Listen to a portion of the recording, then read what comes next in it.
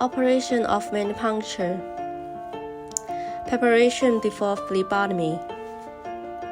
Blood collection works for medical tests.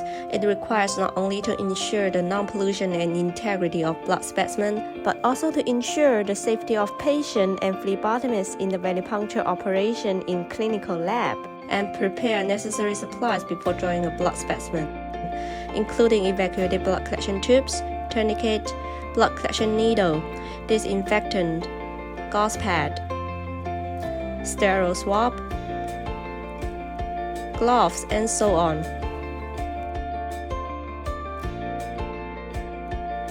Order of draw. When drawing multiple specimens during a single venipuncture, the following order of draw is recommended by CLSI. The CLSI recommends the order of blood sampling as follows: blood culture tube or bottle, no additive tube, sodium citrate tube, serum tube, heparin tube, EDTA tube, and glucose tube. When using a winged blood collection set for venipuncture, and the sodium citrate tube is the first tube needed. First draw a discard tube, or non-additive tube is recommended as discard tube. Perform venipuncture.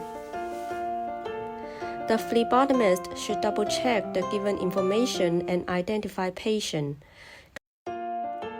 Confirm the patient and advise him or her the intended use, cooperation method, and importance of venipuncture. Select a suitable vein and confirm the venipuncture site.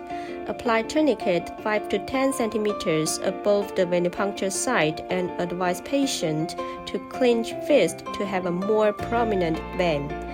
Clench the venipuncture site with a circular motion from the center to the periphery and allow the area to air dry before the venipuncture is performed.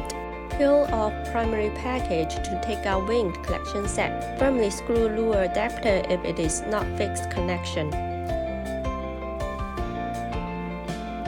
And remove the patient needle's cover. Ready for venipuncture. With the bevel up, puncture the vein with a steady forward motion in the direction of venous blood flow, while keeping the needle in line with the vein and at an angle of 30 degrees or less. Replace with a new winged collection set and reselect venipuncture site if the first puncture is failed. Gently hold the blood collection tube with hand. When non-patient needle pierce the tube closure vertically, release tourniquet as soon as blood flows freely into the tube, or release tourniquet within 1 minute for multiple tube collection. When the first tube is filled to its stated volume, according to the recommended order of blood collection, timely change the tube for blood collection. Remove the tube and mix the blood gently and thoroughly by inverting the tube slowly from the required number of inversions per the manufacturer's instructions. If additional tubes are required, insert the next tube to the non-patient needle and fill all remaining tubes according to the recommended order of draw. According to the CLSI regulations, always remove the last tube collected from the non-patient needle and before withdrawing the needle from the vein. Place a clean gauze pad lightly over the venipuncture site and apply pressure to the venipuncture site. Tell patients to apply direct pressure for about 5 minutes and not to bend the arm at the elbow as a substitute for pressure to prevent hematoma formation.